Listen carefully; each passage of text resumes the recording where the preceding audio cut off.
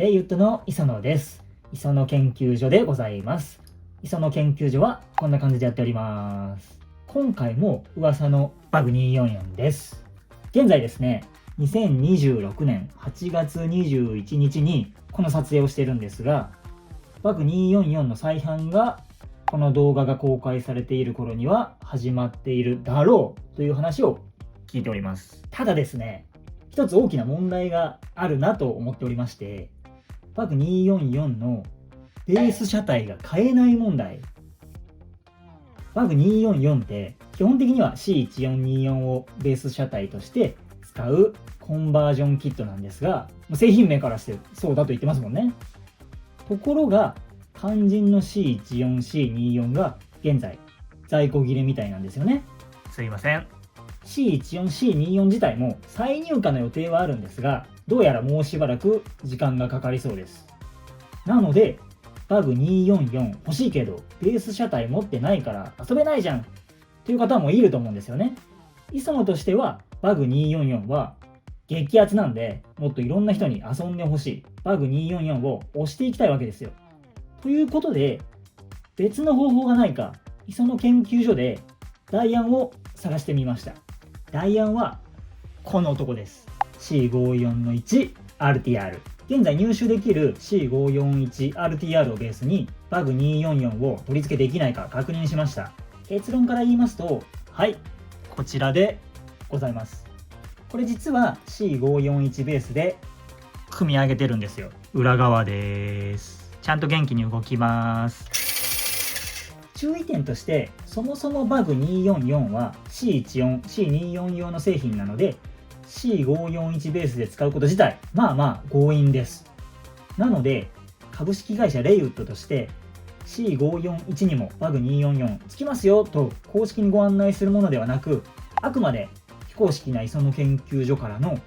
こんな選択肢もありますぜくらいの一例です。その点はご了承ください。そしてもう一つ大前提で、バグ244の基本的な組み立て方法については以前の動画で詳しく紹介しています。今回の C541 パターンも基本的な取り付け方は C14、C24 パターンとかなり近いです。フレームカットが必要な点も同じです。なので今回はバグ244そのものの基本的な組み立て方法については省略します。概要欄に前回の動画を貼っておきますので、そちら見ていただいた前提で進めていきます。今回は C541 をベースにする場合、C14、C24 パターンと何が違うのという部分を中心に紹介していきます。まず今回の ISO の C541 パターンで追加で用意したものがこちらです。C1424 などで使われている小型のサーボ、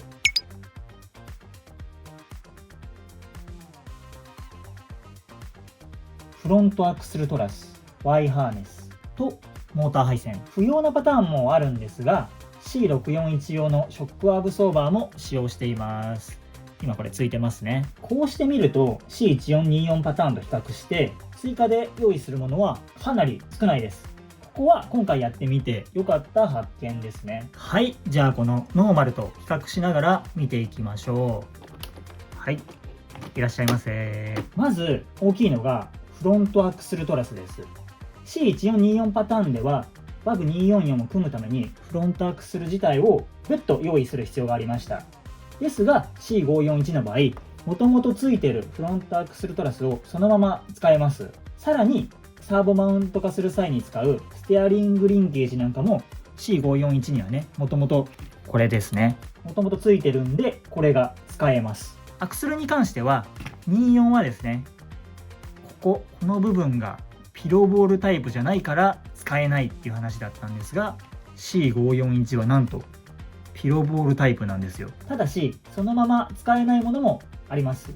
それがサーボだと思ったんですが、これサーボ変わりました。大きいのがついてると思ってたんですけど、 C34、C44 なんかは一回り大きいサーボがついてて、このアクスルトラスにですね入らないんですよ。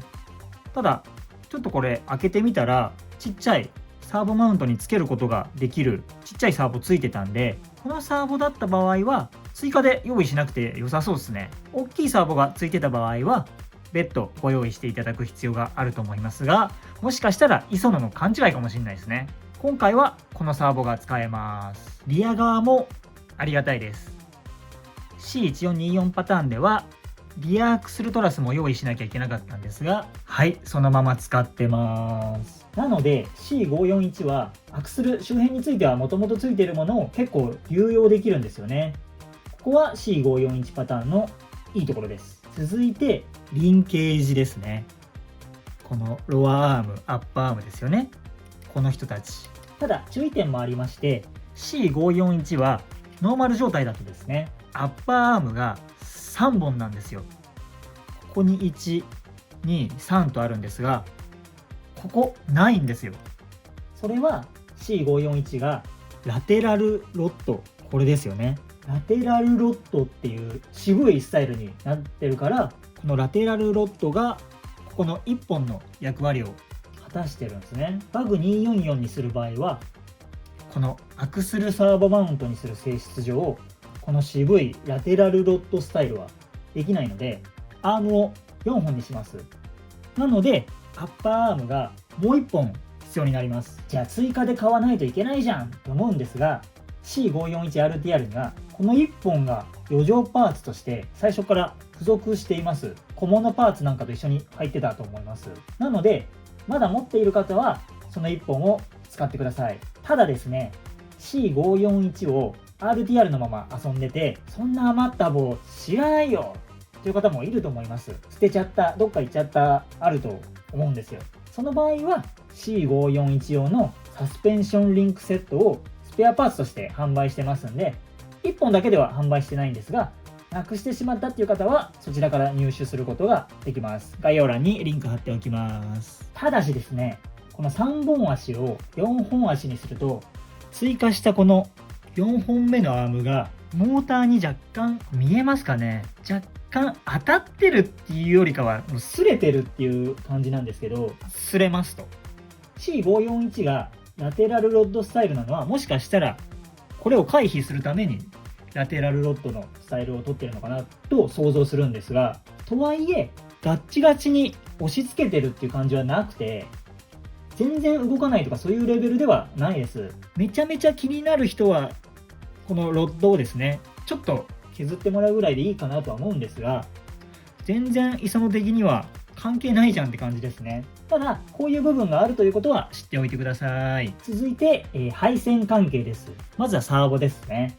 これは C1424 パターンと同じで、バグ244にすると基板の設置位置が C541 だとここ、バグ244だとここでしたね。基板の設置位置が車体後方になるので、そのままだとサーボの配線が基板まで届かないと。そこでこの Y ハーネスを延長ケーブルとして使用して、車体後方までサーボの配線を持っていきます。ここは C1424 パターンと同じです。そして C541 の場合、ちょっともう一つ配線で問題がありまして、モーターなんですよね。C541RTR はもともと基板が車体前方にあります。なのでモーター配線もそれに合わせてなんと短い配線がついてるんですよ。ところがバグ244にすると基板が車体後方に行きますよね。そうすると RTR についてるこのモーター配線では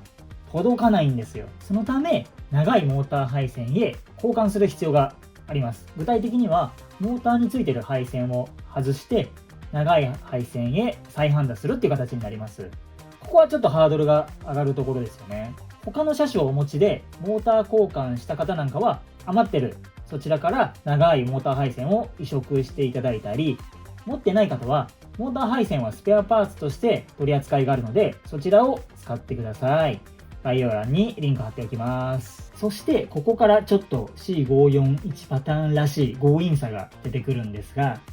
バグ244にはこのなんていうんですかね、座席を固定するパーツとしますか、こういうパーツがありますよね。 C541 のギアボックスの位置関係だと、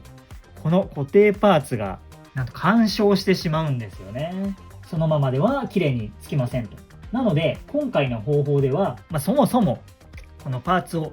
使わないか諦めるか、干渉する部分を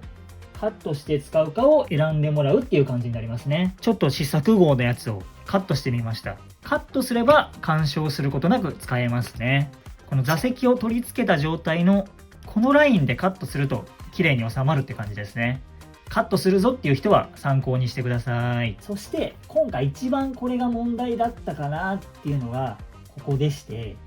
リアの足回りなんですけど、見えますかね。ここなんですけど C541 のリアのアッパーアームがバグ244のリアのデッキに干渉してしまうと、その影響でリアの足回りが全然上がらずに C541 にもともとついてるこのショック、これを使うことができないんですよ。要は C541 と C641、これ比較すると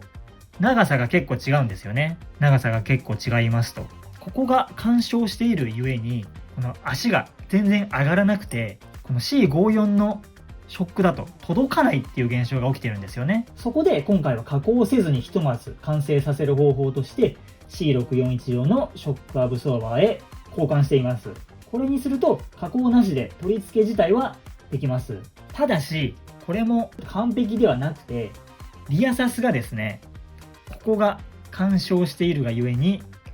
ちょっとしか上がりませんと。斜めには結構上がるんですけど、この沈みはちょっと弱いですよね。多分なんですけど、リアデッキの干渉する部分、ここちょっとペンで四角を書いてあるんですけど、この部分くらいをカットしてしまえば干渉がちょっと避けられていい感じになるんじゃないかなとは思っています。実際どうなのか我慢できず 3D プリンタで出力してみました。この部分がカットされている状態です。確かにカットすれば可動域が広くなりますね。ただまだちょっと端っこの方がこの辺りですよね、当たってる感じするので、この辺はもうちょっと考えなきゃいけないですね。もっと広く深くしてもいいかもしれないです。さっきのカットした座席固定パーツと合わせたら綺麗に収まるんで、これまた考えていい感じにできたらご紹介させていただきます。